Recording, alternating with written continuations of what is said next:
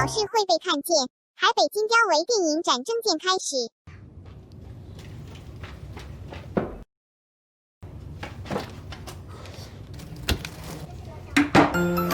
做好事会被看见。台北金标为电影展征件开始。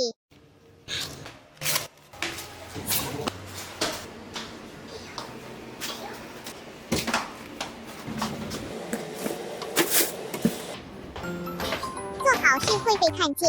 台北金标为电影展征件开始。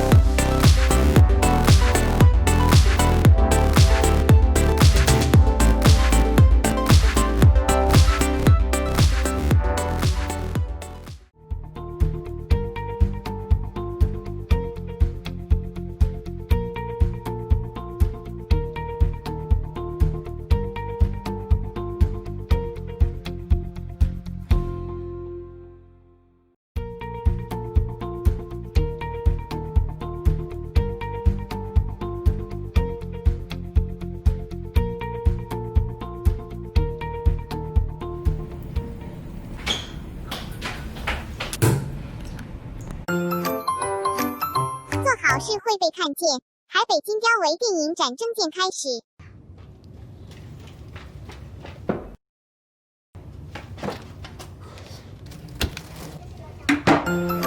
做好事会被看见。台北金标为电影展征件开始。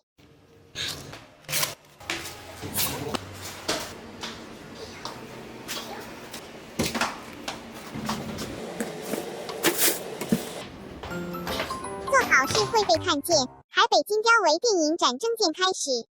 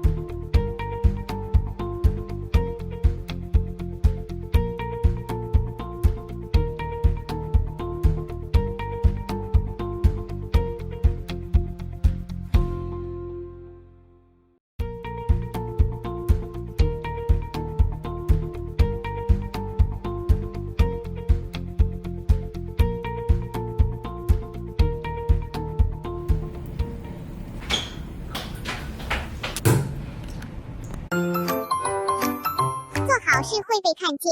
台北金雕微电影展征件开始。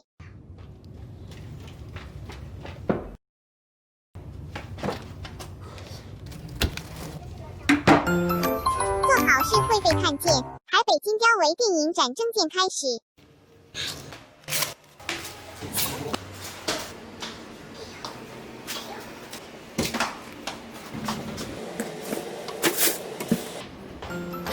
做好事会被看见。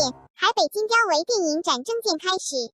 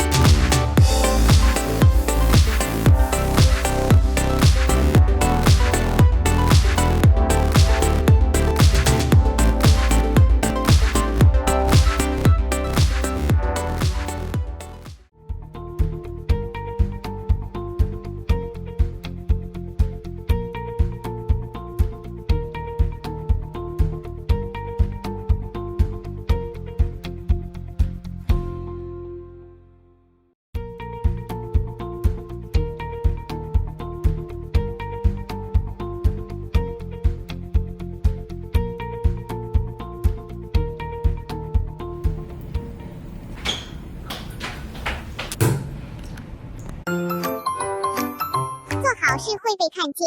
台北金雕微电影展征件开始。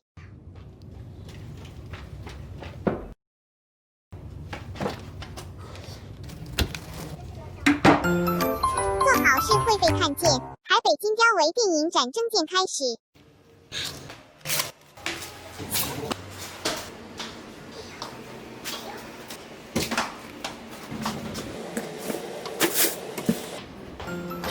做好事会被看见。台北金雕微电影展征件开始。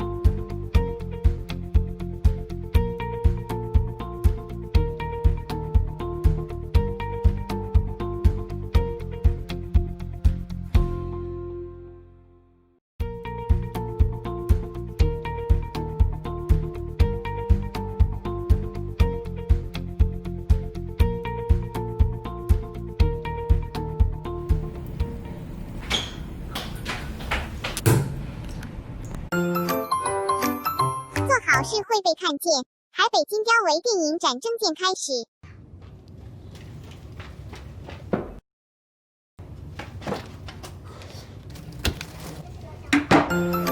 做好事会被看见。台北金雕微电影展征件开始。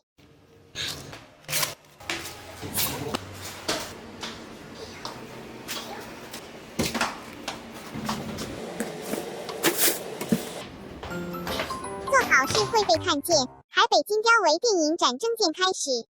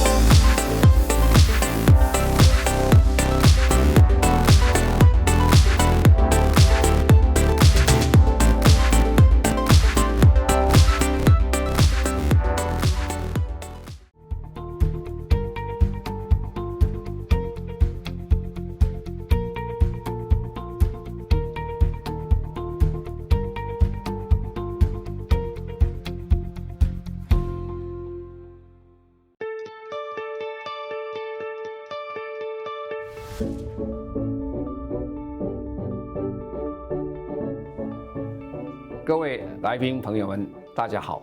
非常欢迎各位来参加2020年第3届全球企业永续论坛。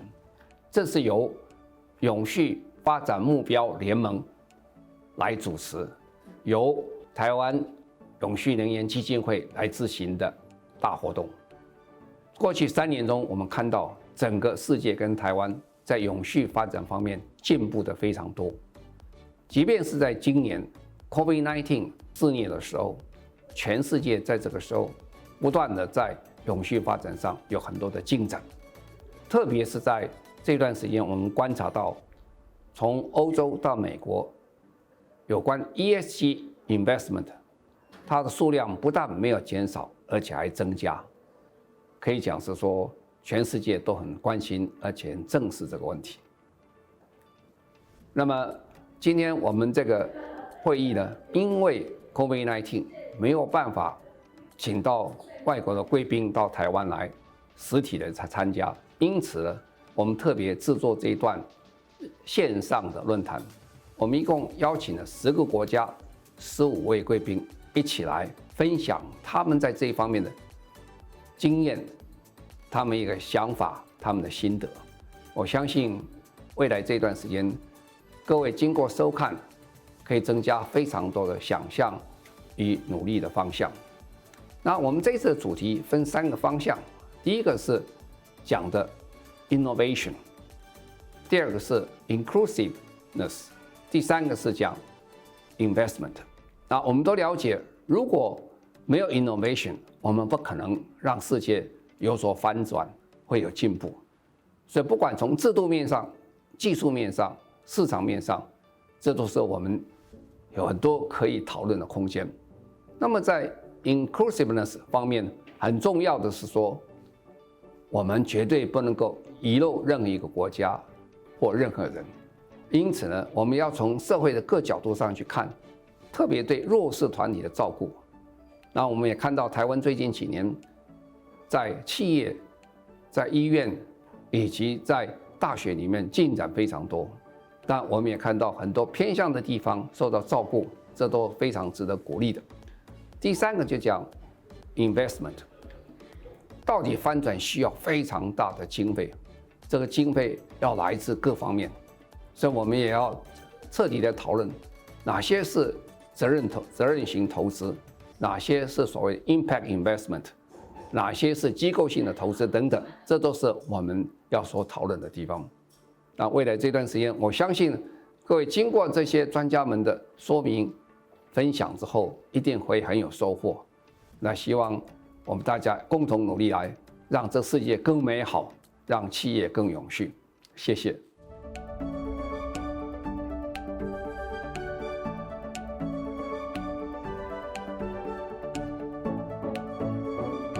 Good morning, good afternoon, good evening, everyone. My name is Christine Chow.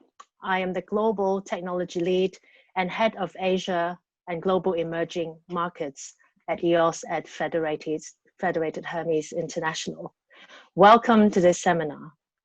Today, I'm joined by 4 distinguished panelists who will be speaking on sustainability and its current trends.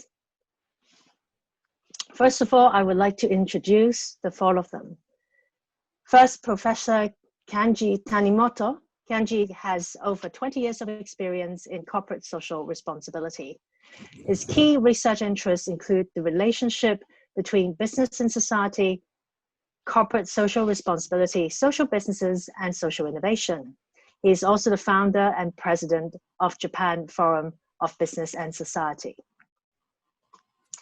Our second panelist is Chris Catmull from UL. He's the global lead at UL, a 125-year-old company supporting other companies and governments to improve their sustainability. The third panelist is Dr. Yan Xu. Yan holds a PhD in finance from the University of Manchester, with a research focus on corporate governance, corporate social responsibility, and mergers and acquisition.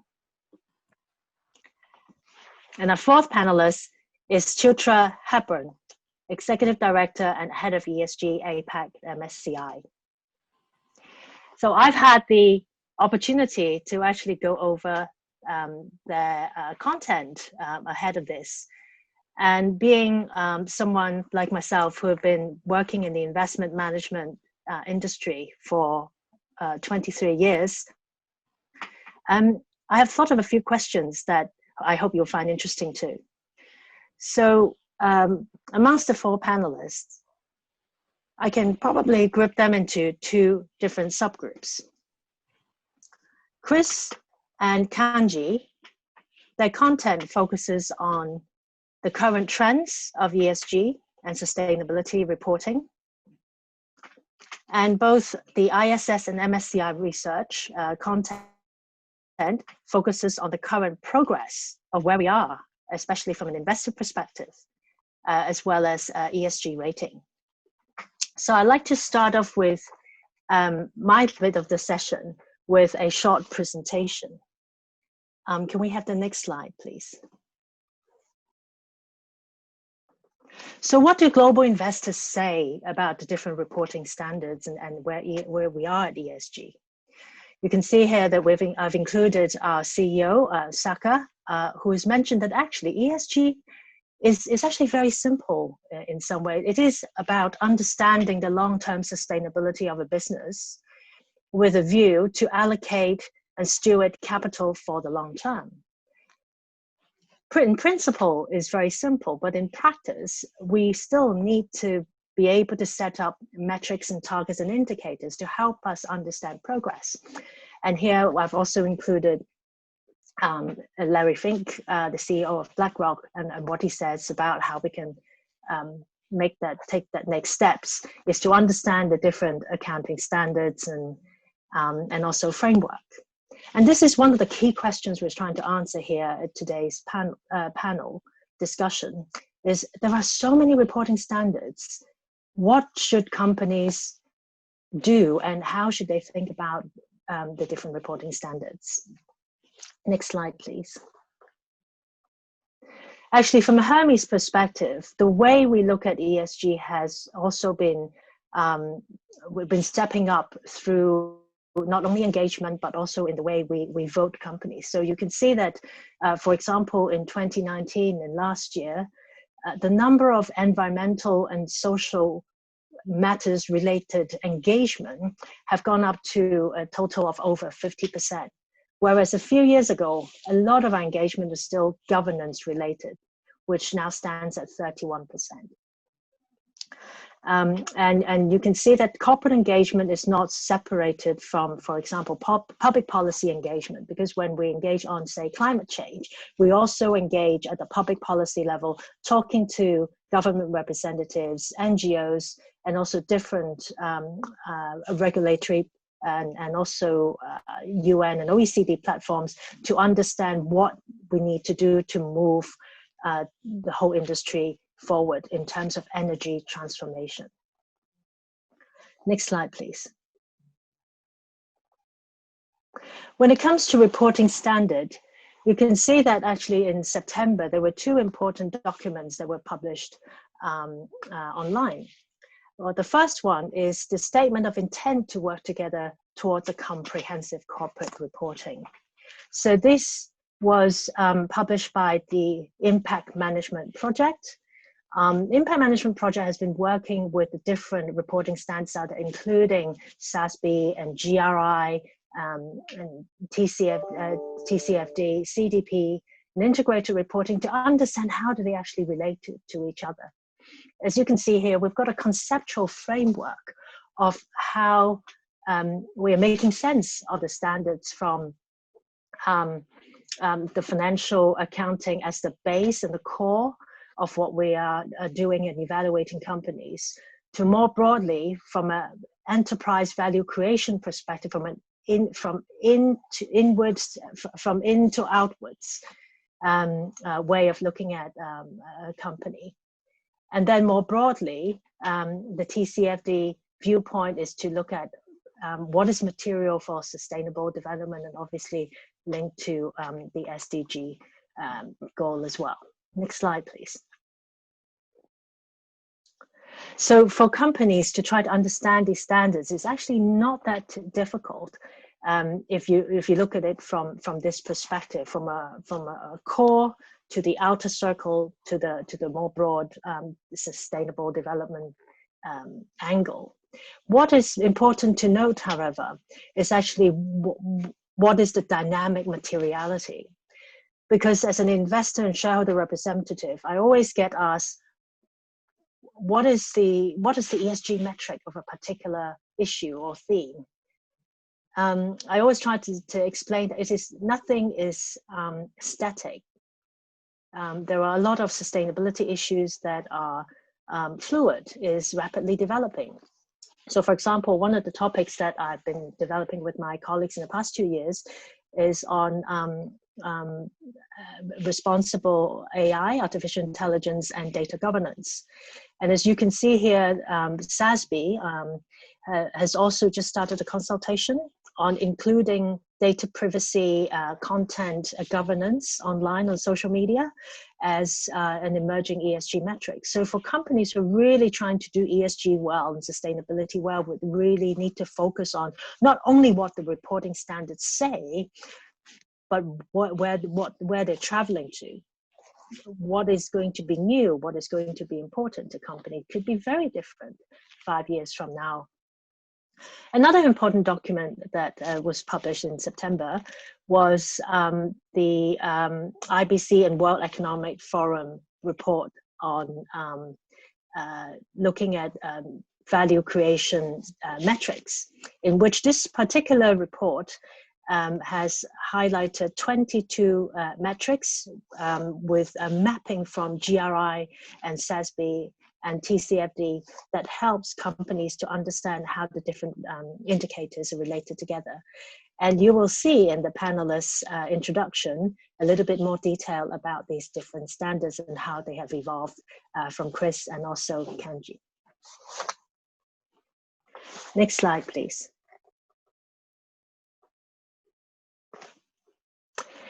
Another rapidly developing initiative I'd like to introduce to you, which is an important one, is how do we link sustainable development goals with the way financial capital and investment capital is deployed within the company.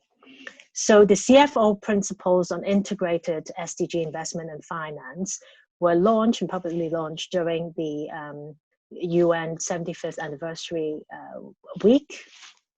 And these principles highlighted 4 different areas, and there are 3 working groups that are composed of listed companies, CFOs, and investors, representative, as well as reporting specialists looking into how we can integrate ESG metrics with the way we approach sustainable development. So there are lots happening in the reporting framework area. So I encourage you to look them up as well.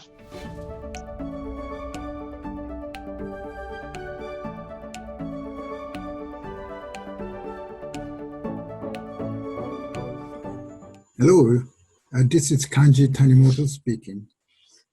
I hope you all are well and healthy. And also, I hope coronavirus pandemic will pick up soon, and healthy and safety daily life will come back soon.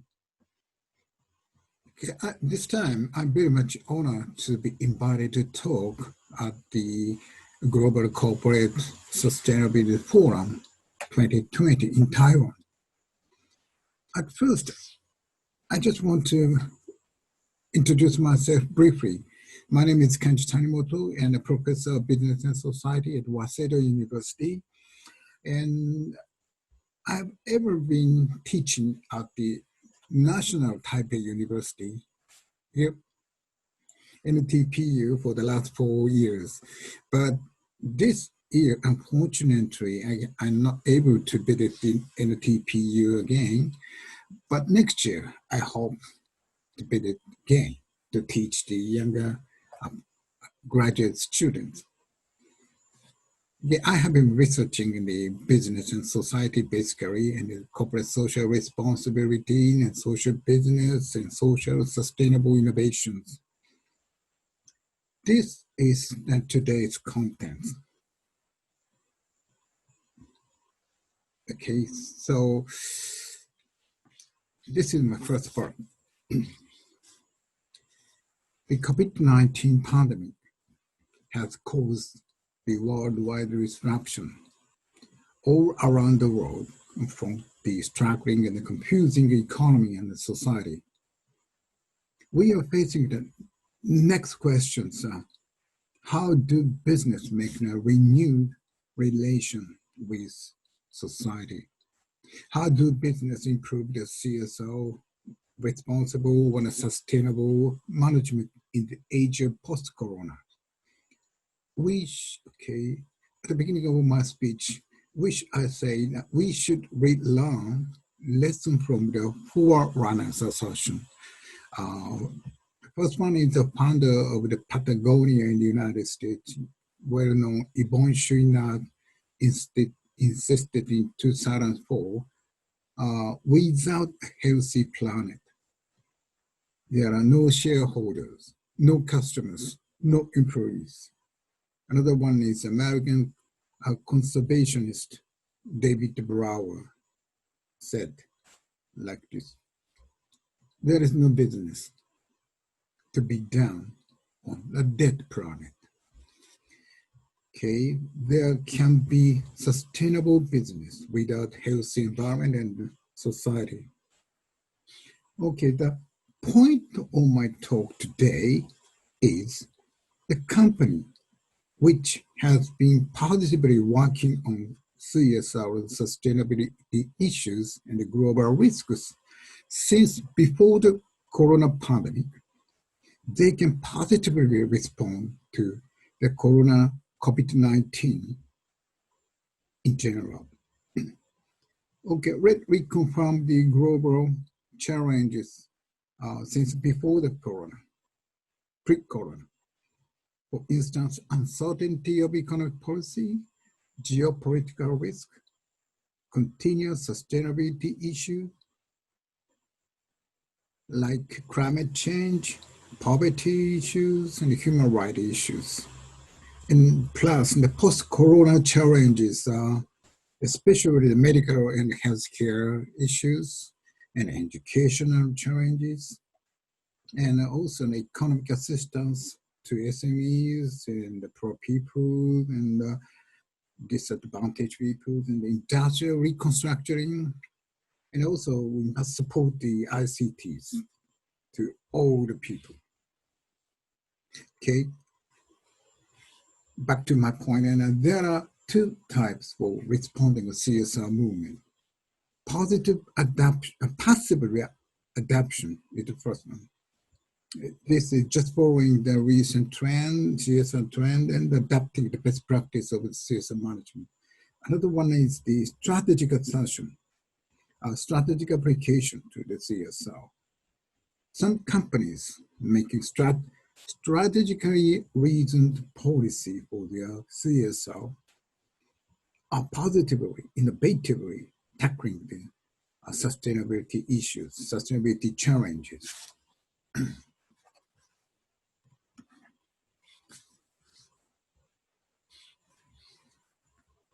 Okay, we must build now new norm to adjust the post-corona market society to implement new way to business, new way of business, called the new norm of capitalism or new norm of business in society system.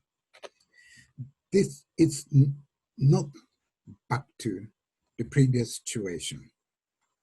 Okay, for instance, public policy that made to support business people, I think it contains some problem. For instance, I pick up the one example, the policy for employment and maintenance. This should be to adjust the new situation by restructuring the industry and promoting job mobility. This is not for just protecting the conventional industrial system and the company's employment system. And another one is a survey of the remote work. Okay, the Cabinet Office in Japan explored a survey a couple of months ago. Remote work in Japan result in the lower productivity. The survey showed the less productivity, nearly the 50%. The productive, under 10%. Okay, so after termination of the state of the emergency, many people return to the office. Remote work does not work without changing way of work, job design or evaluation system, or way of communication, the decision making, the process of introducing it. And also, we must care the security system, environmental equipment, and the new work style should be built. Okay, second part. We must build a new system post-corona era. Okay, recently, the many concepts and the discussions with the high ideal have been emerging, like CSR, triple bottom line, and the SDGs. Some of them are very much boom.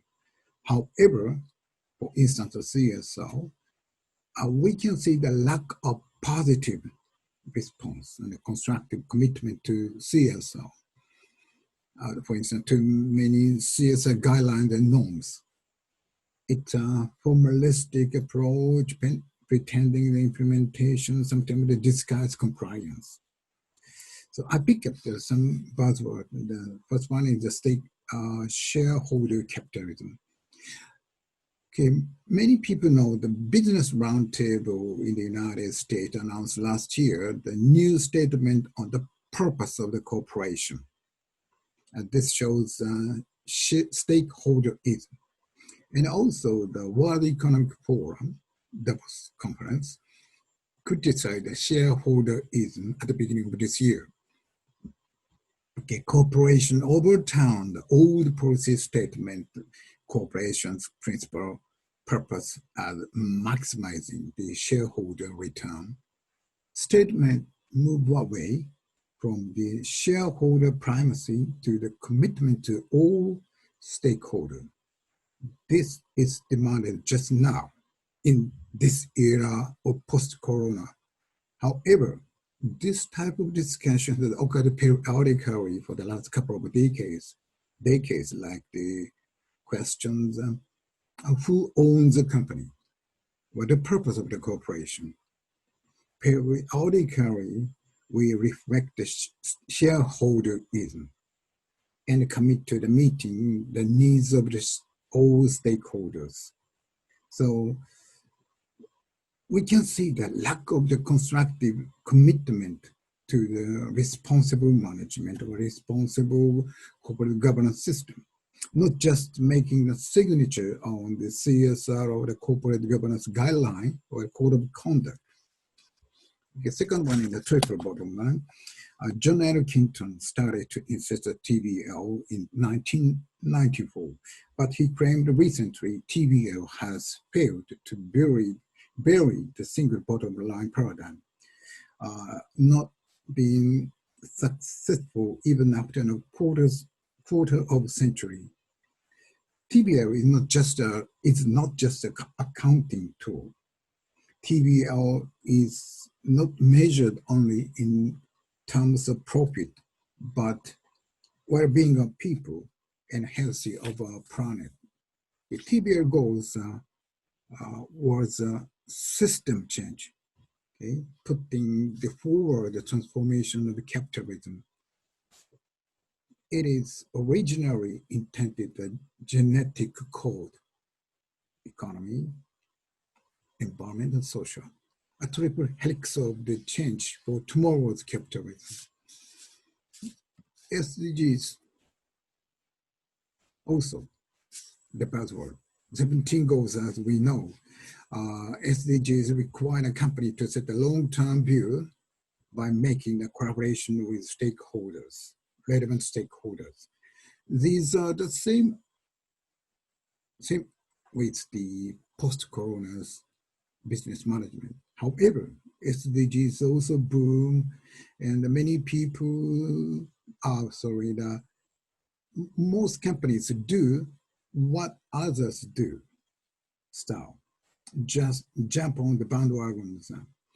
So in the case of SDGs, management system is not required like CSR, but the company can appeal only what they can do by picking up one challenges of SDGs. Or someone criticized many companies just show that the ISD wash. So now is the time to build the strategic, responsible, sustainable management system, resilient management system. The company should review and redefine their purpose now. They should redefine what do businesses address CSR issues or sustainability issues. How do business embed CSR into management system?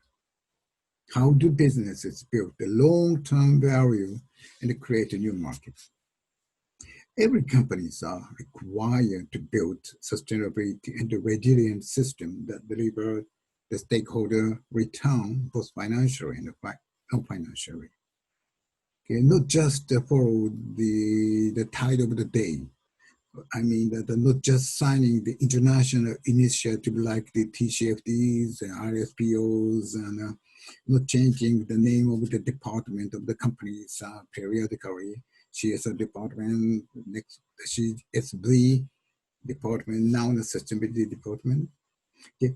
Management does not automatically work just by signing an international norm or a code of conduct.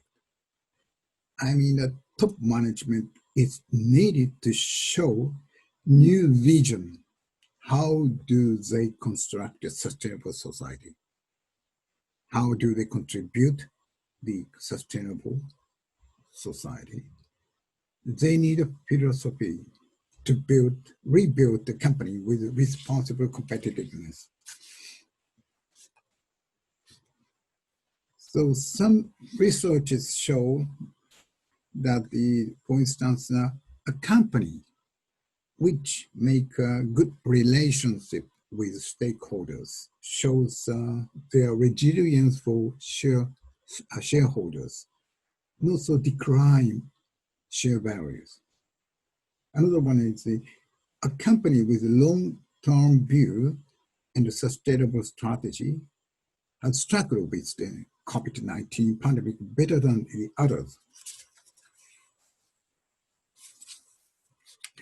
And okay, so recently, some practical guidebook has been published, like the Enacting Purpose Initiative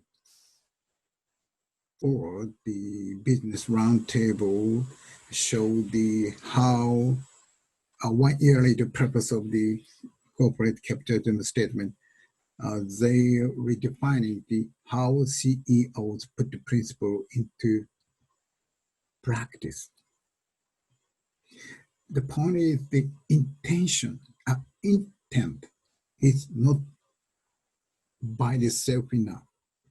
Organizations, business organizations need to identify structured way to enact stated purpose and strategy.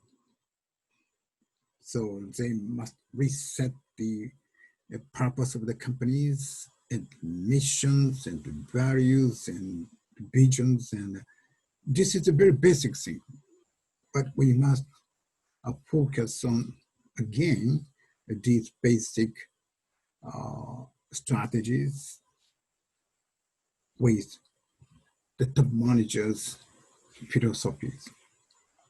Okay, lastly, I say that they redefine the relationship with the relevant stakeholders. Companies should make a good engagement with the relevant stakeholders in tackling some material issues in order to get new ideas and build innovation. Stakeholder engagement is not just talk with the talk and listen style meeting. Okay, to make the collaboration with key stakeholders in order to make a new innovative way of management. And also the multi-stakeholder initiative is an important method. Multi-stakeholder initiatives, for instance, RSPOs or Global Compact, UN Global Compact. Those are a very important platform to deal with the sustainability issues. And the multi-stakeholder initiative style is a very important platform even after the post-COVID-19. Okay, patriotism in a single sector cannot respond the sustainability issues and the post-corona's challenges. Okay, this is my talk, and you can easily contact me contact me by this email address, and this is my web page, and this is my recent textbook, but this is only written in Japanese. Okay, thank you very much for listening to my talk. Bye.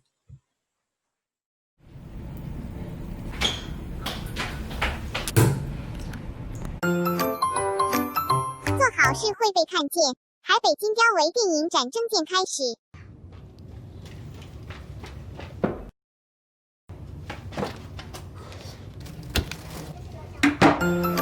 做好事会被看见。海北金雕微电影展征件开始。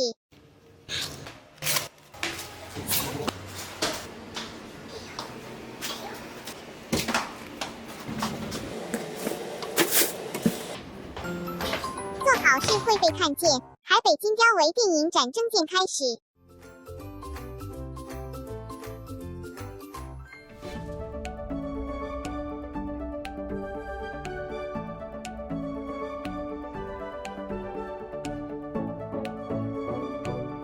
Hello, good morning, good afternoon, wherever you are in the world. I'm very happy today to be presenting at the Global Corporate Sustainability Forum 2020. I'll be talking about ESG investment and some of the trends in international reporting on behalf of UL. So a brief agenda, I'll give an introduction to myself and to UL, for those of us who don't know us. I'll talk about ESG investment and how companies can attract it. Then I'll talk about what's going on in ESG reporting landscape, as 2020 has been a very interesting year. And finally, what are these trends in reporting? What do they mean for you as a company operating in Taiwan, in Asia, or globally? So firstly, my name is Chris Catamol. I am the ESG Advisory and Solutions Global Lead here at UL. For some of you, maybe don't know UL, we are a 126-year-old safety science organization. And while historically safety science meant materials or fire safety, at the moment it's a lot more than that. It means having a stable climate, having clean air. So sustainability has really become a core part of our mission. And so we help companies across industries with a range of their sustainability challenges.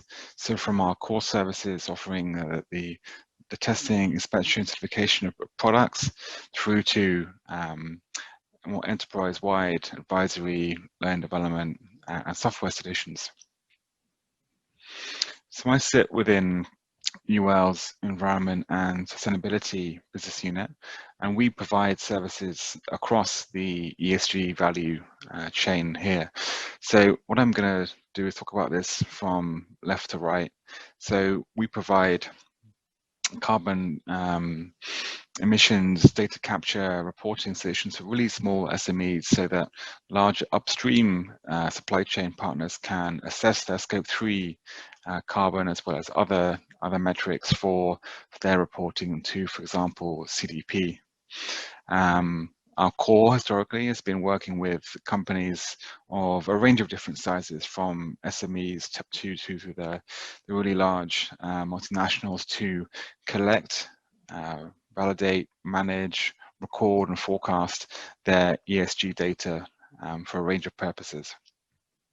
We also work with ESG ratings and research agencies for them to collect data and to aggregate and use that for their assessments. So for example, we are the backbone to the CDP data collection exercise every year.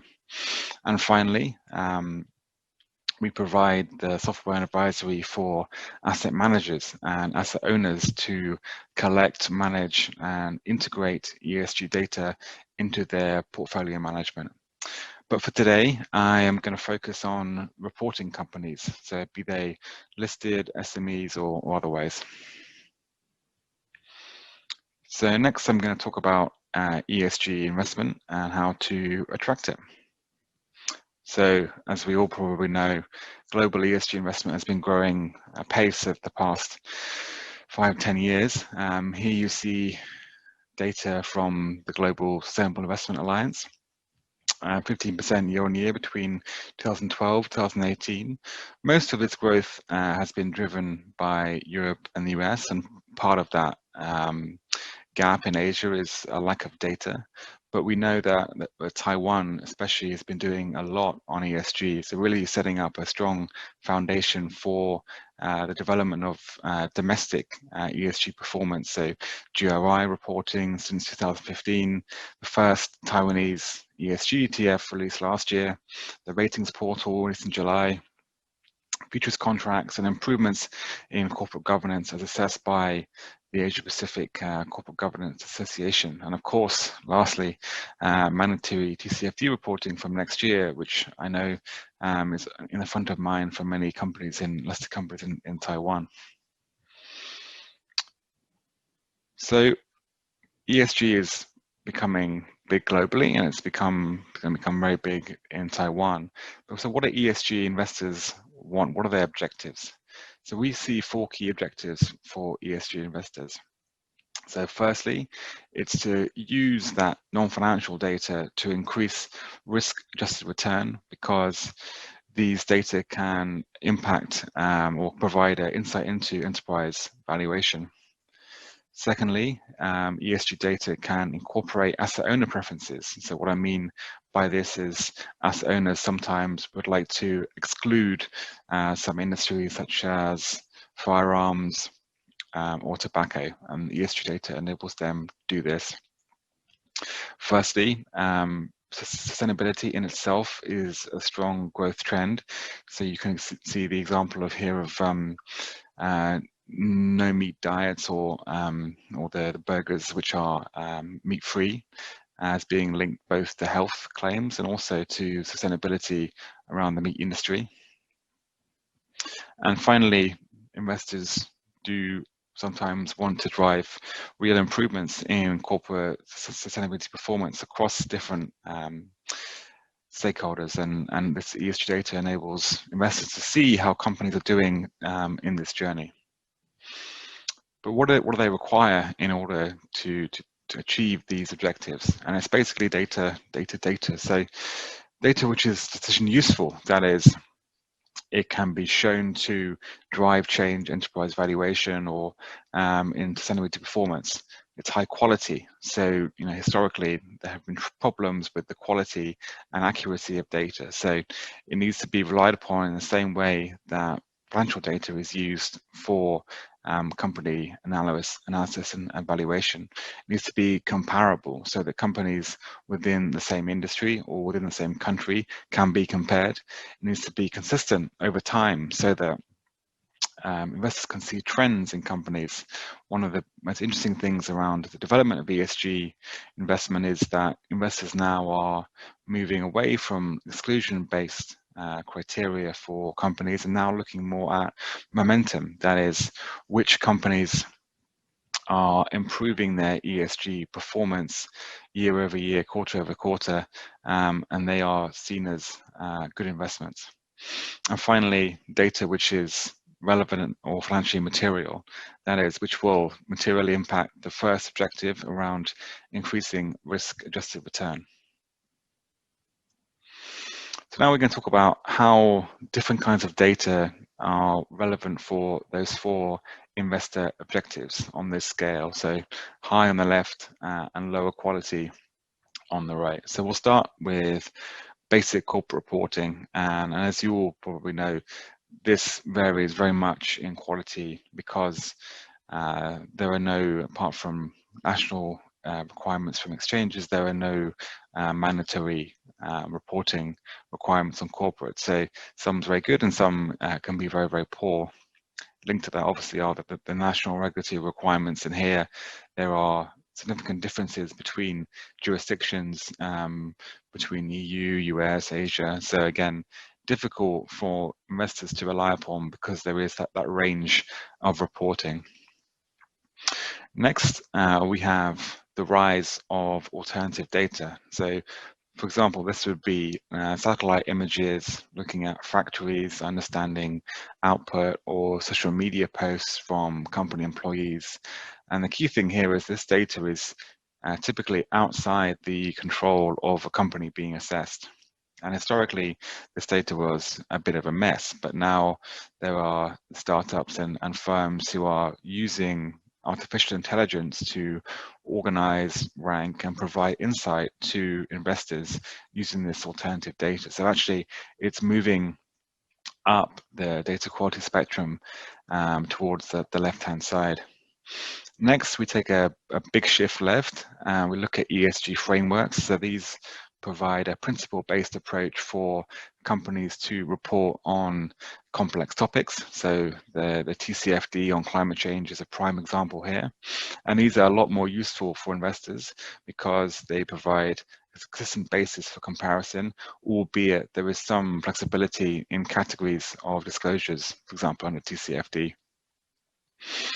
And next, the highest quality in terms of that consistency, comparability, quality is around ESG standards. So, for example, the Sustainability Accounting Standards Board or GRI standards provide very clear definitions of what is to be disclosed, what are the units of measure, etc. And these are the most consistent and comparable data that investors can get from their analysis.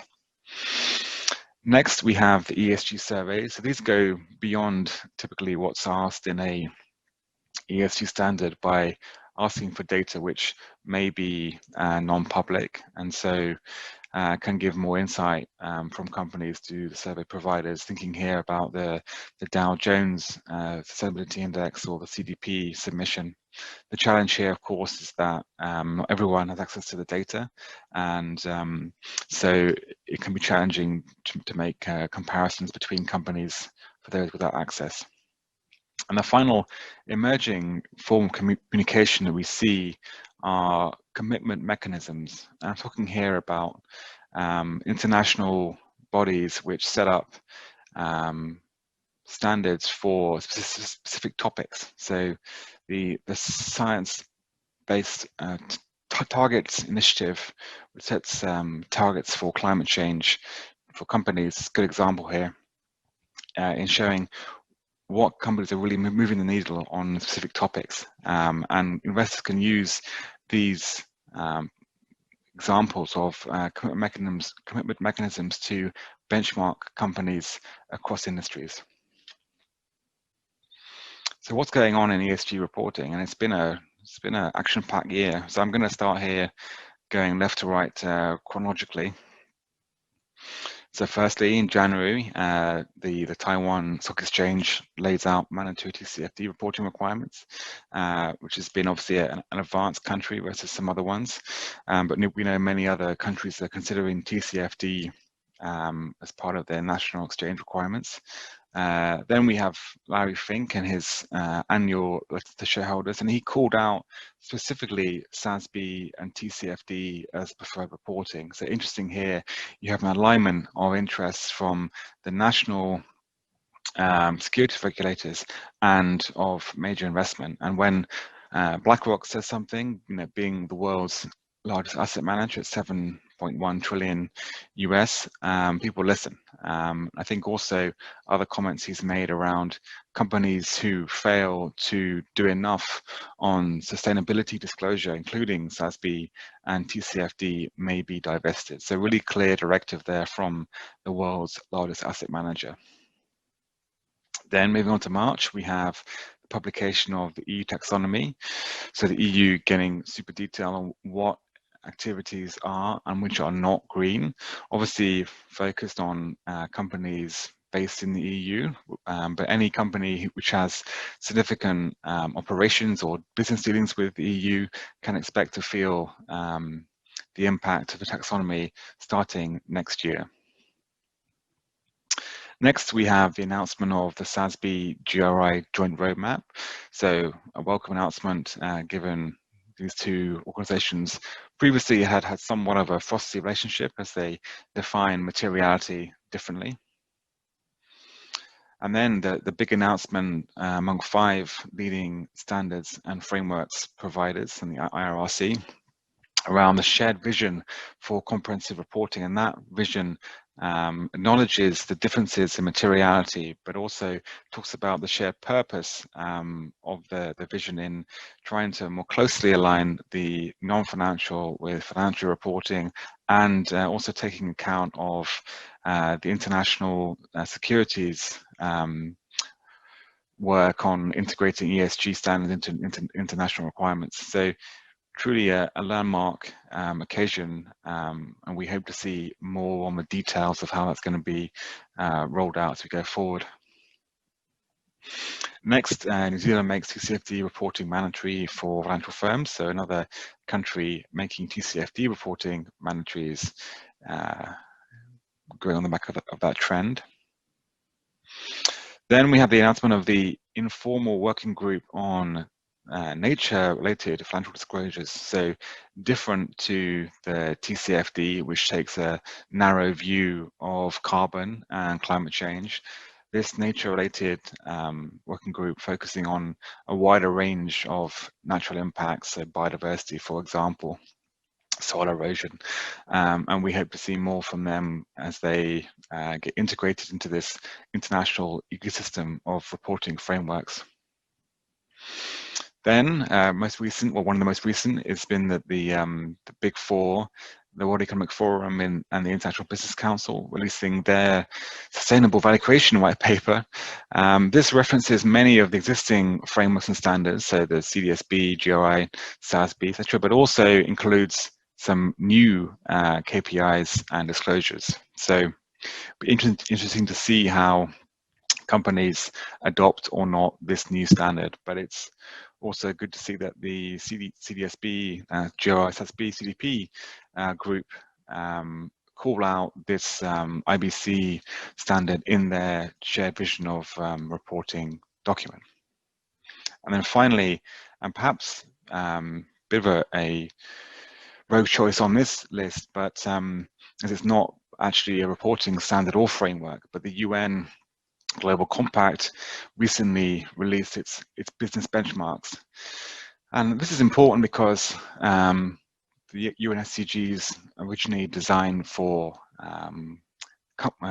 government level reporting, country level reporting, now increasingly are moving into the realm of being able to be reported at the company level. So historically, companies have linked their operations or strategy to the SDGs, but that has not been consistent. And now with the business benchmarks, we see a greater depth in how companies can report on their products, on their operations, and on their strategy against the SDGs. So it'll be interesting to see how companies incorporate these benchmarks into their reporting, if at all. So what does this mean for reporting? So firstly, thankfully, there is some harmonization of metrics and disclosures for those of you who are reporting to the existing frameworks, so SASB, GRI, etc. However, there are some new voluntary standards, the WEF IBC, and also mandatory standards, TCFD, and EU taxonomy, depending on where you are in the world. There's a couple which are going to have an unknown impact, so the business benchmarks and the task force for nature-related disclosures. Because they're early days, it's difficult to tell how they'll fit into this evolving landscape, but I would expect them to have a significant impact. Then, as you saw with the shared value of reporting report, there's a desire and a drive for greater integration with financial accounting bodies, so FASB and IFRS and US GAAP, as well as local exchange and regulatory requirements. And then finally, we see generally with countries such as Taiwan and New Zealand announcing TCFD mandatory requirements, a greater long-term movement from voluntary ESG reporting to more mandatory reporting on ESG. So what does all this mean for you as a company? And we see these reporting and framework requirements having 4 impacts. So firstly, a shift from historic reporting to more active management. So for example, some of the WEF, TCFD reporting requirements around forward-looking disclosures, they're around scenario planning, And this means that no longer is it good enough for your sustainability team to be collecting your water waste GHG data and this reporting it as part of your annual CSR report. Now you've got to get a lot more closely integrated into business strategy, into risk management, in order to produce a holistic report that ties together financial and non-financial objectives, opportunities, and risks. Next, again, is because of all these new requirements around forward-looking, as well as different frameworks and different standards, data complexity is going to increase. Thirdly, and this is kind of tied to the complexity around the different reporting frameworks, communication and language in reporting is going to rise in importance.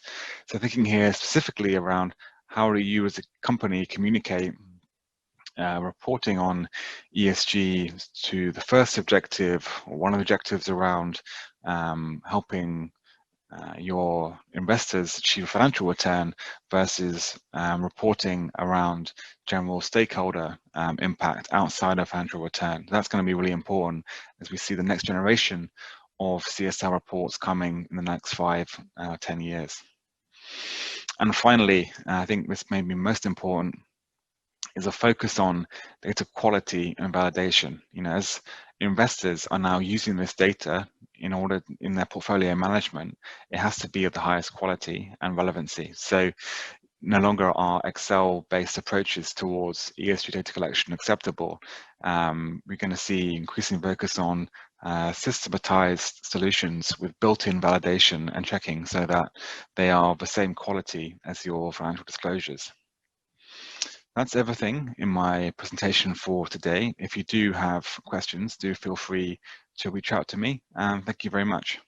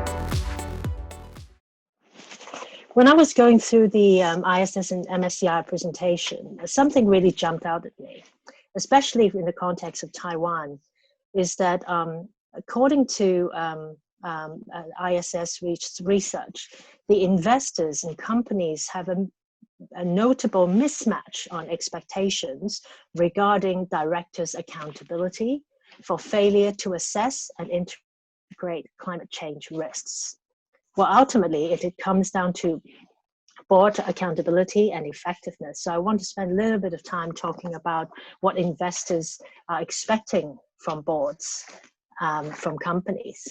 So you see here that actually back in 2019, the World Economic Forum has already published a very useful guide for boards who might be looking into strengthening board level responsibility to oversee climate change.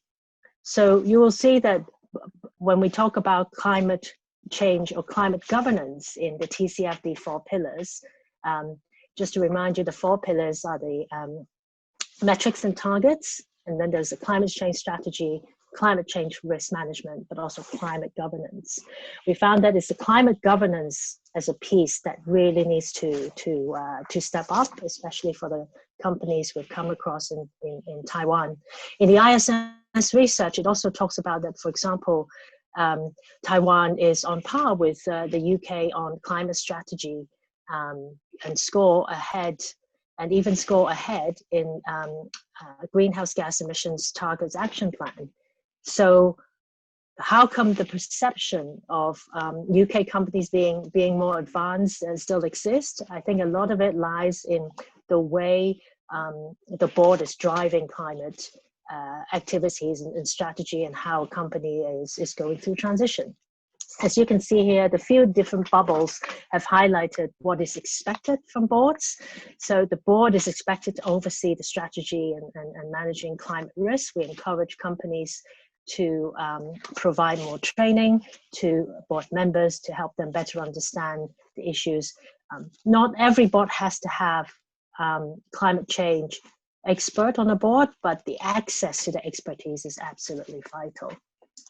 So we also want to see that climate change is factored into strategic planning, risk management, and asset allocation decisions. As you can see earlier, when I introduced the CFO principles, that exactly sit right in this bubble. We want to see that capital is directed to a way in which we are trying to address sustainable development, which obviously includes climate change.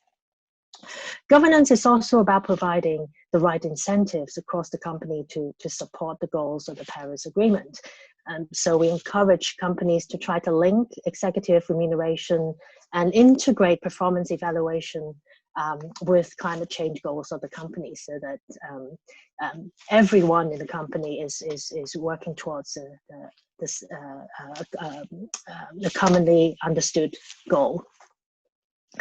And also on the fourth bubble, you can see that we encourage companies to review the existing membership and in industry associations, so that they will give them, put them in a better position to understand how that membership expectation might be aligned with the Paris Agreement. So the last bubble, you can see that we expect boards to have a strategy to ensure just transition. And this is a particularly tricky topic because of the fact that transition financing is not always straightforward and easy to access. And again, the CFO, the UN CFO working group is working towards that aspect. So next slide, please.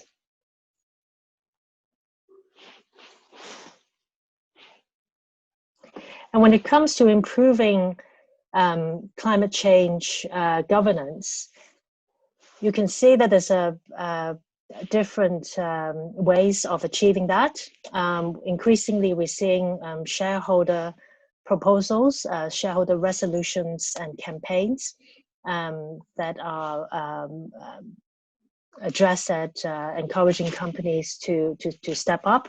And I think most notably in Asia, in 2020 was the shareholder proposal at Mizuho to encourage the amendments of articles of incorporation and include in board charter for the company to integrate the climate change impact and understanding on its business.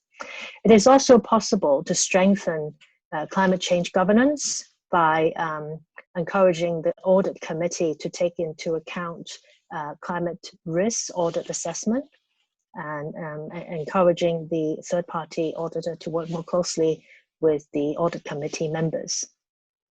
And another third one I would suggest is that for companies to consider looking into the board skills assessment, because of the fact that in an evolving sustainability and driven business environment, the board skills that we traditionally think of as important, such as the legal skills or accounting skills, They are obviously still important, but they are necessary but not sufficient as we see it.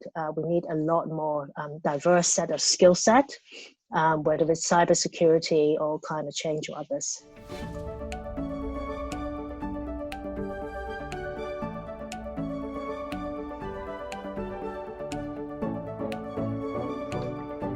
Hello everyone, my name is Yan Xu. I'm a corporate advisor from ISS Corporate Solutions.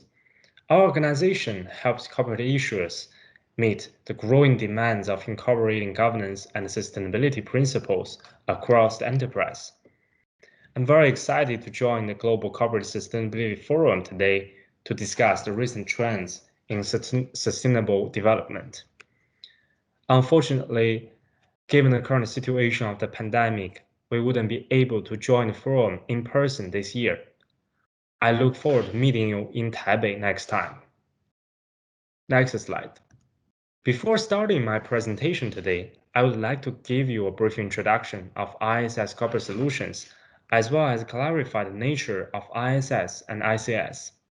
ISS is the world's leading provider of corporate governance and responsible investment solutions for asset owners.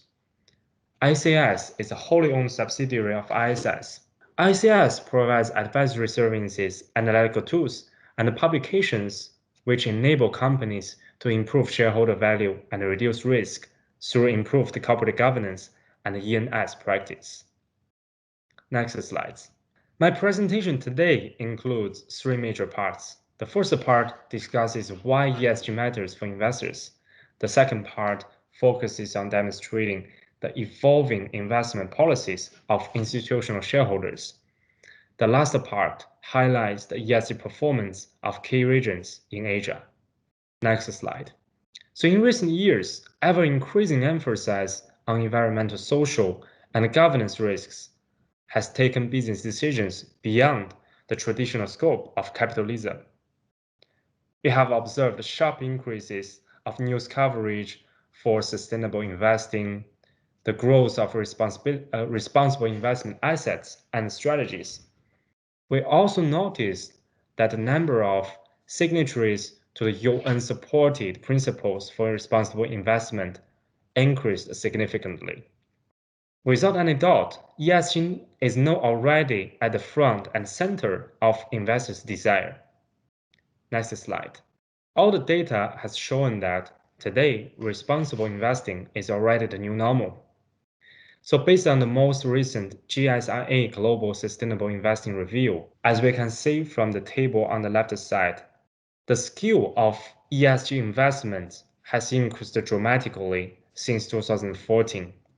And in addition to this exponential growth of ESG investments, the responsible investing has also emerged from exclusion focused to ESG integration and active ownership. As you can see from the charts on the right-hand side, although the negative screening strategy is still the most popular strategy, ESG integration and active ownership strategy have grown significantly in recent years. Next slide. However, responsible investment is also facing a very important year in 2020. The global pandemic and the possibility of the first global economic slowdown since the dramatic rise of ESG investing will put all asset managers to the test, including those following ESG investment strategies. A key question we would like to ask here is whether several regulatory and investor-led initiatives affecting how companies deal with environmental and social issues will maintain the momentum. Although it is still premature to draw any concrete conclusions, the early indications have already shown that the pandemic will not damage investors' commitment to socially responsible and environmental investing. As highlighted in a recent study by ISS ESG, issuers with better ESG performance have shown meaningful outperformance during the pandemic.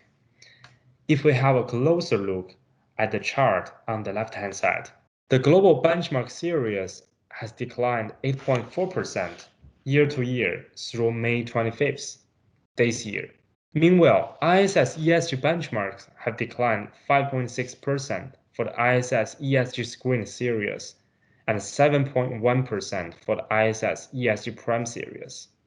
This data means that ESG indexes were less volatile, with an additional benefit from 1.3% to 2.8% in comparison with the global benchmark index. Given this early indication, we believe that the growth of ESG investing will not be interrupted by short-term economic or political trends, as by definition, sustainability aims at mitigating long-term systematic and idiosyncratic risks.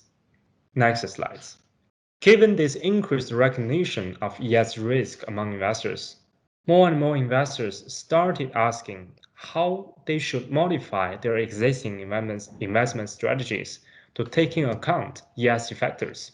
As mentioned earlier, the data has shown that the responsible investing has emerged from exclusion-focused to ESG integration and active ownership. In the next section, we would like to understand what exactly the active ownership is and what's the difference to the traditional ownership strategy. Next slide. Active ownership is the use of the rights and position of ownership to influence as an investor to improve the long-term value of a company. The rise of passive index investors and recognition of potential costs related to non-financial risks have facilitated the shift to active ownership mindsets. Index investors broadly hold various asset classes across multiple markets. They don't actively make decisions to buy or sell a stock. If a company is in the index, they will keep holding a stock. Given the extreme long investment horizon, non-financial risk factors become much more important for them to monitor. Such risk positions facilitate the shift from the traditional portfolio management to the actively controlled mindset. Under this new normal, active owners have interest not just in the profit maximization of a company, but also in sustainable growth of the company and the society as a whole. Next slide. The next slide gives us a clearer picture on how institutional investors' mindsets are shifting.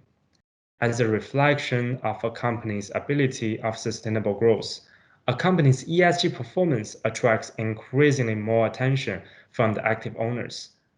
Under the new normal, ESG factors have become the center of investors' desire. Investors tend to have separate governance and sustainability team with specialized skills and expertise to actively engage with companies and influence their practice to better align with the long-term interests. Next slide. The next question we want to understand is what exactly actions institutional shareholders would take to mitigate the ESG-related risk.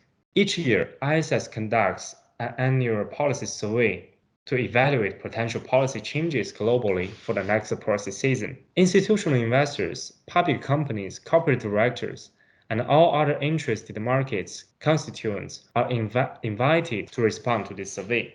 As you may already aware of, measuring and evaluating the impact of risks related to climate change in portfolio companies is increasingly important to many investors. Here, we present a few survey results as examples to show how institutional shareholders will react to mitigating climate risk. As we can see from this chart, the survey results show that 60% of the participating investors agreed that all companies should be assessing and disclosing the climate-related risks and taking actions to mitigate them where possible. However, only 21% of non-investors chose this view. This discrepancy between investors and companies indicate that there seems a misalignment between investors and companies' expectation for mitigating climate risk. Next slides. And in terms of the specific actions investors tend to take at a company with higher climate-related risk, the ISS survey also gives us some indications. It shows that engaging with the board and the management team, as well as considering supporting a relevant shareholder proposal, are the top choices from institutional shareholders. Next slides. Some investors already took a step forward to include a formal policy to vote against the companies failed to show sufficient progress on mitigating climate risk. In 2020, BlackRock identified 244 companies that are making insufficient progress integrating climate risk into their business models and disclosures.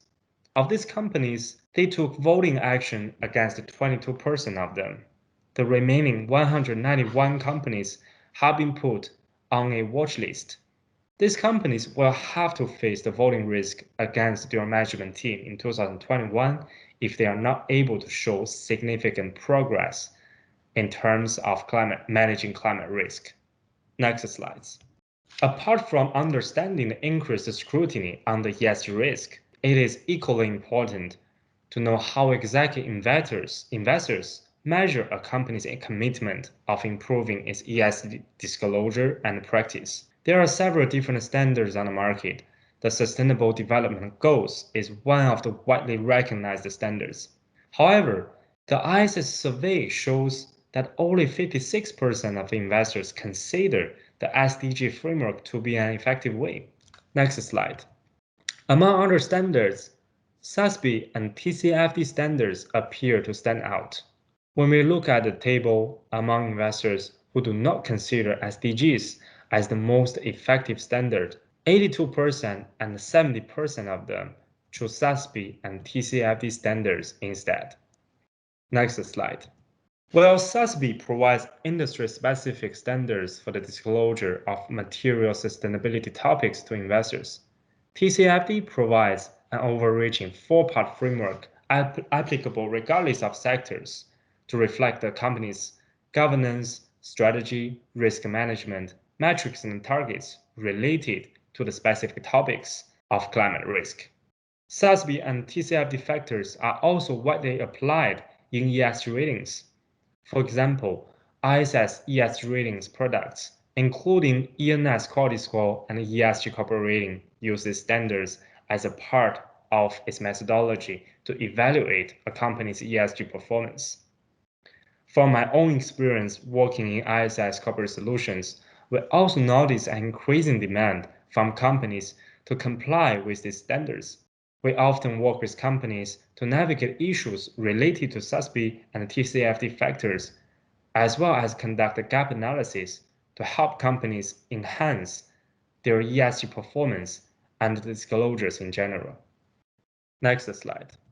In the last part of my presentation today, I would like to show you where key regions in Asia stand globally in terms of the ESG performance. Next slides. The data used in this section is from ISS ESG Corporate Ratings. ISS ESG Corporate Rating is a leading ESG rating product, widely recognized in the investment community, providing extensive qualitative assessment of a company's ESG practice, produced through thorough research of any publicly available information and engagement with companies. It is an industry-specific rating.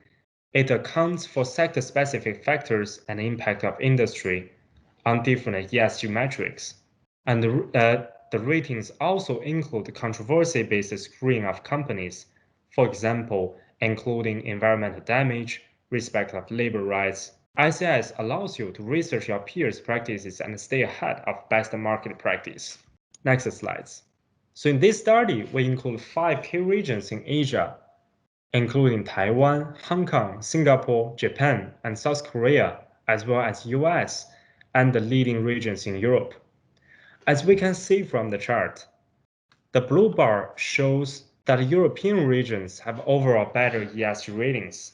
Taiwan tends to have the best performance among key regions in Asia. However, the performance still falls behind key European regions. It is also noteworthy that 40.8% of Taiwan issuers pass ISS ESG Prime status. The Prime status indicates that a company's performance is in a leading position comparing to its global peers in the same industry. As we can see from the table, the proportion of companies having Prime status in Taiwan is also higher than all the other regions in Asia as shown in this table. However, there still is a huge gap between Taiwan and the average level of European regions. Next slides. When we further decompose the overall score into environmental, social, and governance subcategories, we observe that Taiwan issuers still outperform issuers in other key Asian regions in terms of environmental and social ratings. However, it lost the leading position in the governance rating. The story on the next slide will tell us more about the rating factors related to the climate risk in specific. The factors related to climate strategy examines a company's disclosure of climate change policy or equivalent information that specifically addresses the company's climate change risks, performance, and opportunities. And in the second factor, the GHG emission targets action plan. This factor examines whether a company discloses targets for reducing GHG emissions. Multiple countries have created reporting requirements as part of a plan to reduce current and future emissions. It is considered as a good practice for industry to provide such disclosure in markets where this is still voluntary. As we can see from the data, the rating for both climate strategy and the GHG emission targets action plan, the Taiwan issuers are in a solid position for both of these factors. Next slide. However, if we look into the industry distribution of the company's performance in these two specific factors, we can see that the disclosure quality on climate strategy varies significantly across industries. There is also a huge gap between the leading industry's performance, for example, telecommunications and electronic components industry, and the performance of lagging industries, for example, pharmaceuticals and the biotechnology industry. Next slides. It is also noteworthy that the overall ESG rating is usually the initial start point of accessing a company's ESG practice. Given the growing complexity of environmental and social issues and the dynamically changing risk scenarios, investors were required to access high-quality ESG research and data to successfully comply with upcoming regulations and challenges. Companies will not only be required to attach to the new regulatory regime, but will also have to keep pace with the increasing disclosure to qualitative and quantitative expectations of their investors. As an expert in corporate governance and sustainability, we look forward to working with companies to navigate potential issues in disclosure and transparency, and to build shareholder value through strong governance and sustainability programs. Thanks again for joining today's discussion. Please feel free to contact us if you have any questions.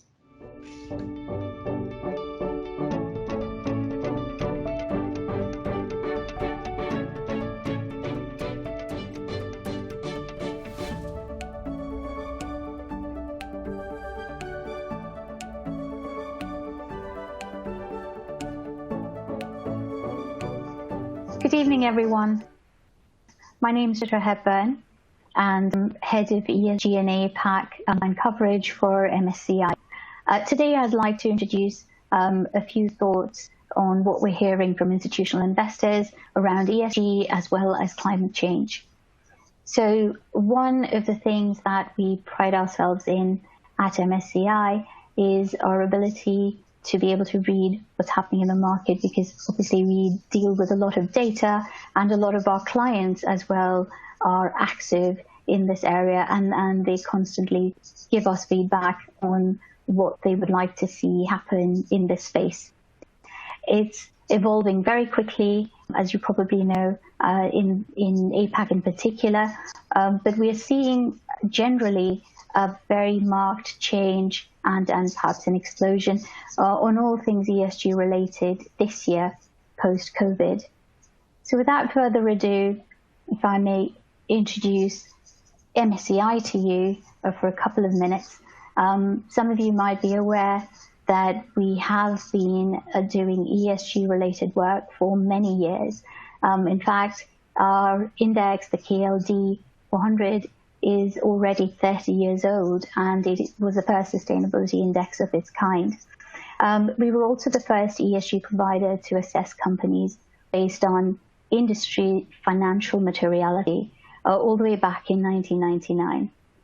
On average, most of our data, so the bulk of it, comes from alternative sources and not directly from mandatory self-disclosure.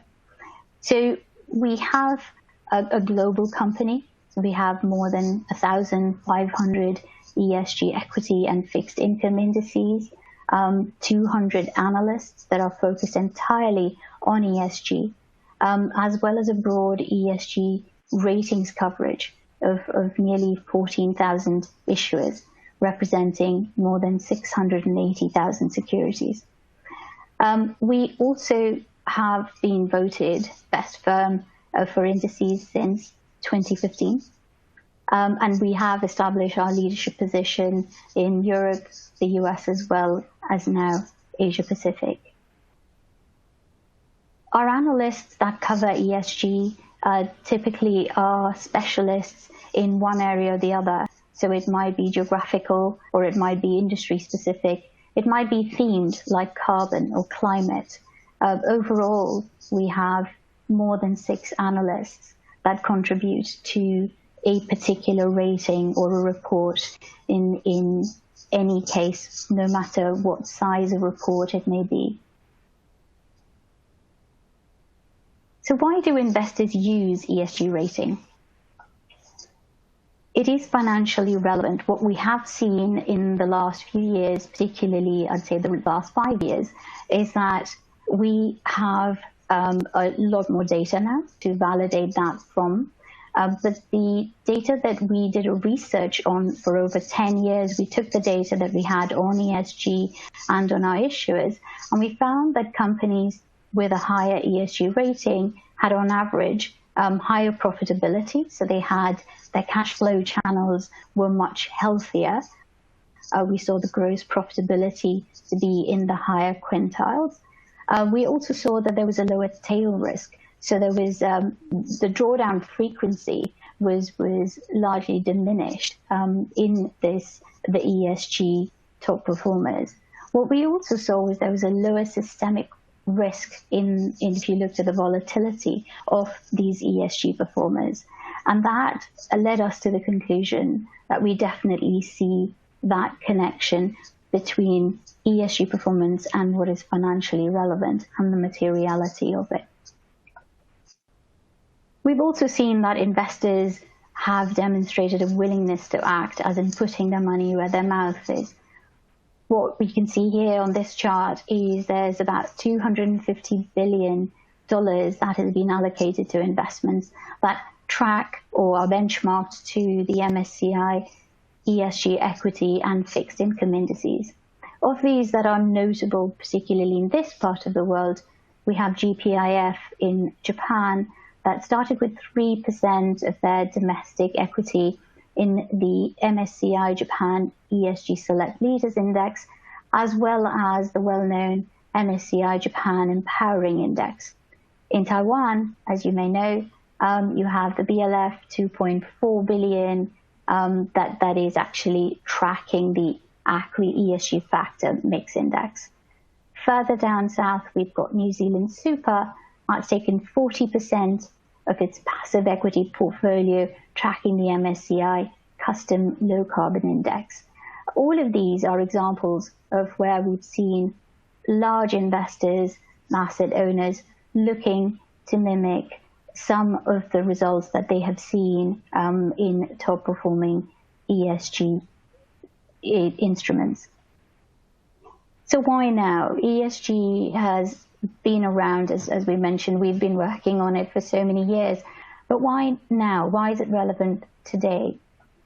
So what we've seen, investors have been looking at the performance of some of the constituents of their portfolios, and what has really changed is their tolerance for some of the incidents, some of the controversies, and some of the risks that these companies have exposed them to. So if you look on this chart, what I like about it is it's got this whole global view, so it's not selective in the sense that controversies do take place just across anywhere.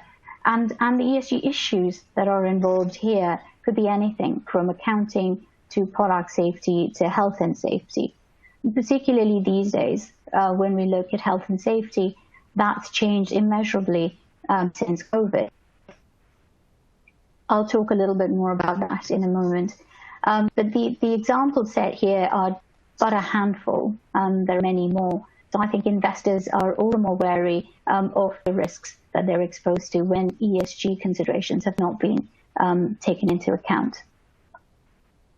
So ESG investing, as you can see here, both charts show this dramatic growth. The left-hand chart shows you how the UNPRI has now got more than 1,900 signatories, actually more than 2,000 at last count.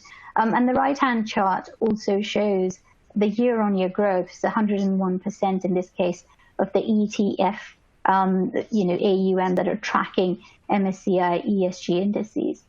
At this point, I think it would be important to note that in Taiwan alone, adoption of ESGs within an ETF wrapper is a growing trend.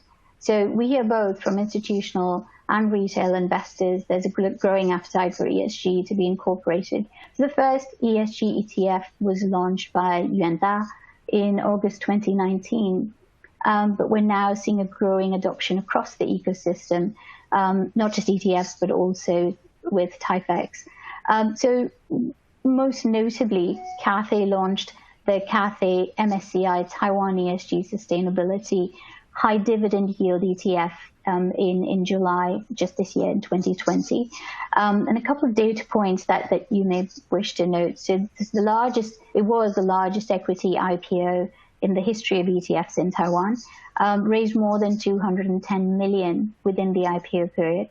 The first day of trading saw its ADB ranked 7th across all Taiwan-listed stocks. This was the highest first day ADB in the history of ETFs in Taiwan. And the AUM as of last week was around $720 million. So the demand to date has come predominantly from the retail segment. So as you can see, there is a lot of potential here and a lot of growth that we've already seen in the sector. So apart from corporate incidents and understanding of the financial benefits, investors are choosing to act in different ways. So we see that no one size fits all. Essentially, there's different approaches. There's different investment objectives and different strategies that they choose. So some choose to go with purely exclusion screenings, while others choose to have an impact. With exclusion screenings, it's more values-based, where investors decide what they definitely do not wish to include in their portfolio. Whereas impact investing is sort of looking at what they absolutely wish to do with their portfolio in terms of objectives and in terms of the impact that it may wish to have, environmental or social.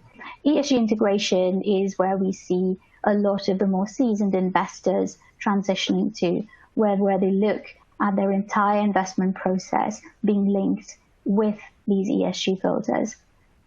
You've then got active ownership, where a lot of these asset owners choose to engage with all of their managers to let them know about the benefits, as well as how they see ESG being integrated. We also find that ESG themes, if you're looking for something that has a very definite theme, it could be in the social arena or the environmental, that's definitely picking up now as well. So it might just be something very, very specific, like affordable housing, or it might be even more specific, just looking at energy. And that is something that we see across the board that's picking up, and particularly in APAC, Asia Pacific now. So one of the things we find millennials are most interested in is having full transparency on know what you own and why you own it. And that basically implies that their investments, not just the ones that they're directly involved in, but even those that they may be buying funds. And they wish to know, where is that invested exactly, and in what proportion. So that has led to quite a big shift as well in the transparency and accountability for investors. So on that note, I'd like to bring up the UN SDG net alignment. So at MSCI, we have come up with something that actually allows for corporates to look at their own behavior, being able to look at the positive as well as the negative. So what we've always seen is perhaps with some of the ESG instruments that perhaps the exclusion was what was predominantly visible, and that you knew which were the green or the brown investments in this sense if you were looking at fossil fuels. And here what we've done is we've looked at the Sustainable Development Goals of the United Nations and looked at a view of the net impact. So the company may well have some activities that result in a negative impact, but then what we also do is take into account all the other positive activities, and therefore we're able to look at a net alignment. And this serves a bigger purpose. What we wish to do, of course, is ensure that corporates as well as investors can actually see some positive movement as a result of the behavior. So let me give you an example. If we were to look at goal alignment, then for each SDG, we would actually be looking at products and services as well as operations and controversies, and the same for the positive. And so for each one of them, we would be looking for a quantitative performance to be converted into a number value that we could then use. What that looks like on a company level is a little bit like this, where we could see for a food company, for example, we could look that they have on a positive view, they've committed to fair wage practices. They're leaders in offering affordable and healthy nutrition. They have also got more than 30% in management that are female. But what we see on the misalignment, where we see it's not working, is there's preemptive product calls, criticism over plastic packaging, or that they've been implicated in overfishing. And then we would need to look at all of that in aggregate and work out what the net alignment is. At a portfolio level, again, we're able to do this and also work out what is the percentage of the companies within the constituents of that portfolio which are aligned, mostly aligned, neutral, or misaligned. And this leads to, by portfolio weight, we're able to aggregate that and share that with the investors so they have full transparency on the SDG net alignment in addition to ratings. So ratings, as you know, is what we do at MSCI. Our ratings, as I mentioned earlier, cover thousands of issuers.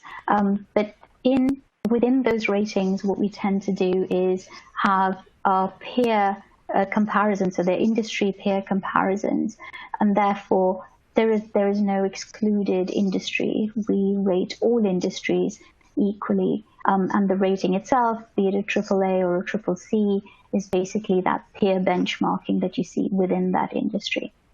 With that, I'd like to move on to climate change and TCFD to give you a slight peek at what we're developing here in that sense.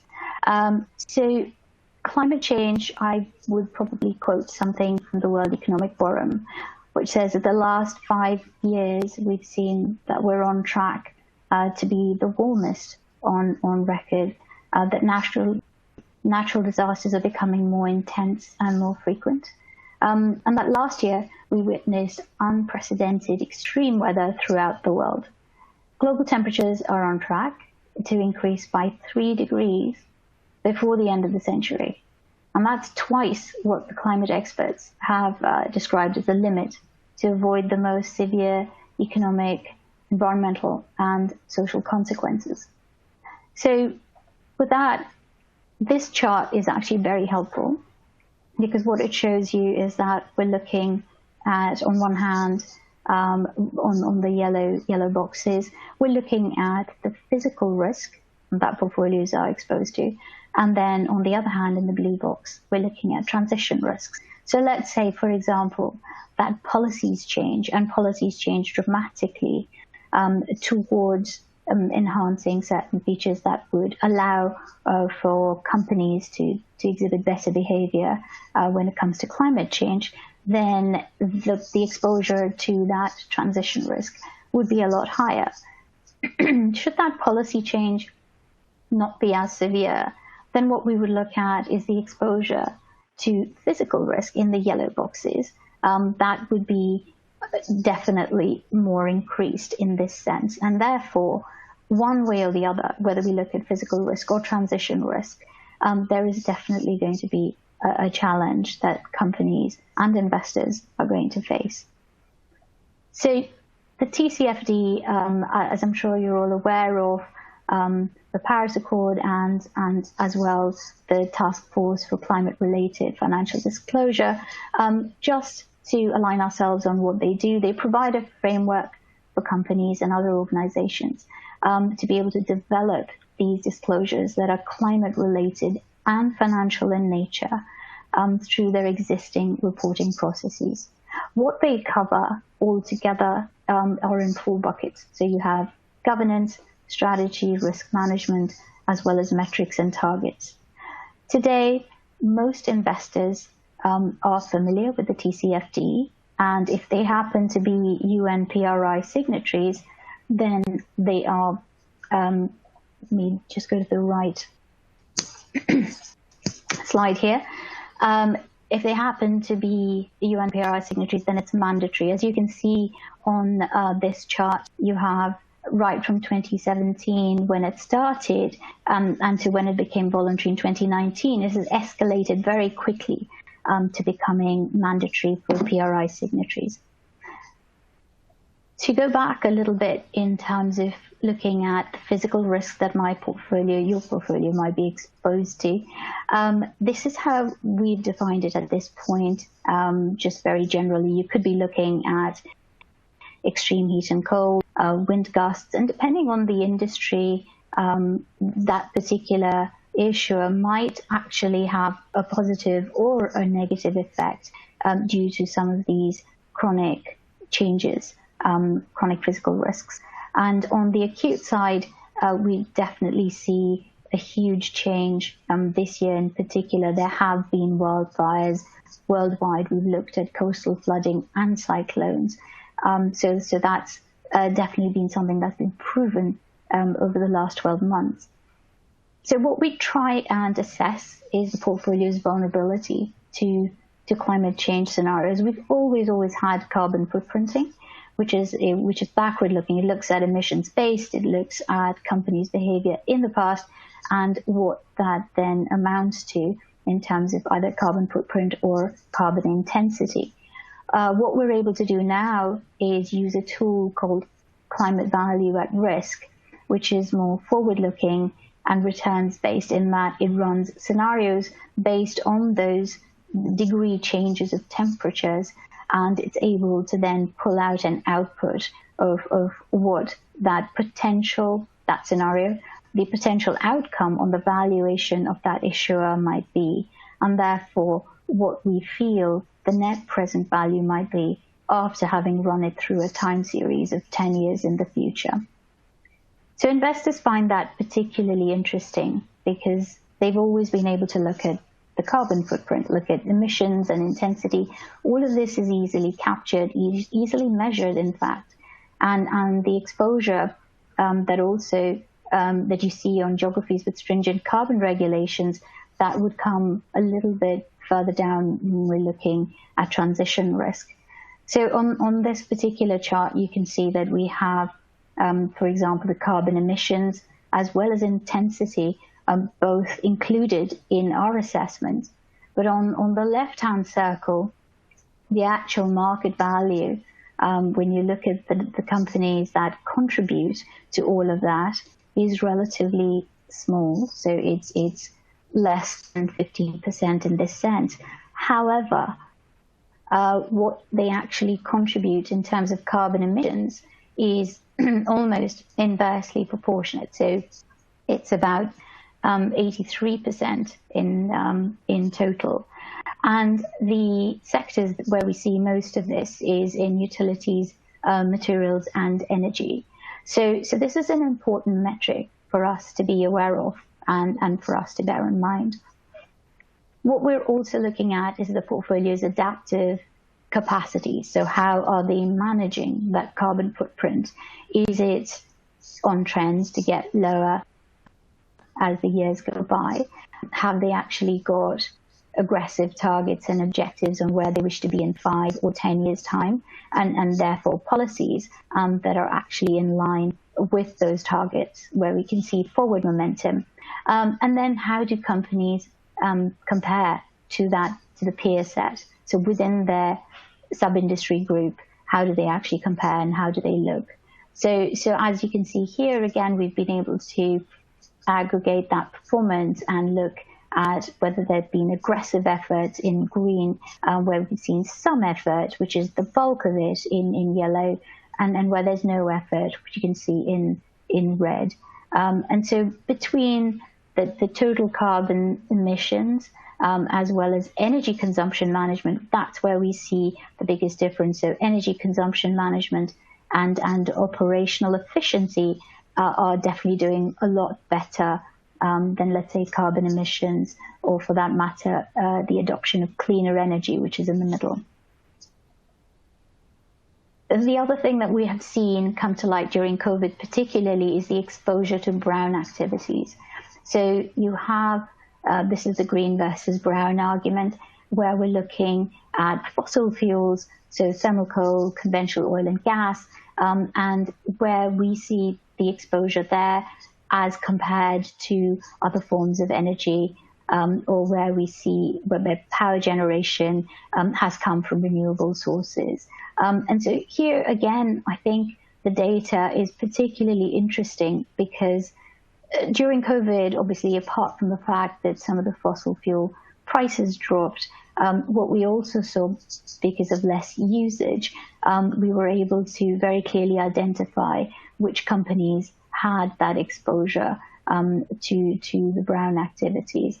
And so we've got a lot more data just in the last 9 months to be able to show this more clearly in terms of exposure to brown activities and what that does to a portfolio. The exposure to clean tech solutions is something that we measure in different ways. So first, we just look at clean tech in itself and what's already been adopted. But then we're also looking at low carbon patents and the proportion of that, and comparing that within the peer companies.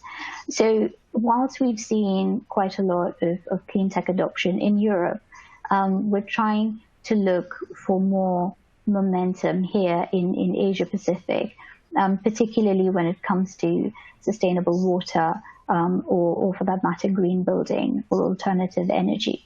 So these are all the metrics that we're looking at, and this is where the green to brown revenue ratio is something that's quite relevant, so we can see which way the direction is going and how much effort is being made in that direction. Finally, this is just an interesting metric to look at, which is climate bar by country. We're looking at the contribution to physical climate value at risk, which we played around with our tool, the climate value at risk. And this is what we came up with in one of our scenarios. Whilst you can see that the usual players are on the top, so US and China, in terms of the physical climate bar, what we also see is that in the transition, the US and China are not far behind, led by Canada, of course, in the transition scenario, as well as the strategies that have been put in place for that low carbon transition. So there's another table here, which is just of interest in terms of risk facilities in the PERC, and we see definitely that with great availability of data, we're able to show quite a lot more in terms of the activity within the climate change sector, as well as what companies are doing to improve on the future scenarios. With that, I'd like to wrap up here, and thank you very much. So here, before I pass it on to the questions for the panelists, I have one question myself, and I guess this would also be questions from a lot of institutional investors, especially global investors as well. Energy transition in a market is not always easy because of the historical baggage or existing grid, or in some markets there are state dominance in the energy market. We can see that, for example, in China, they have committed to carbon neutral by 2060.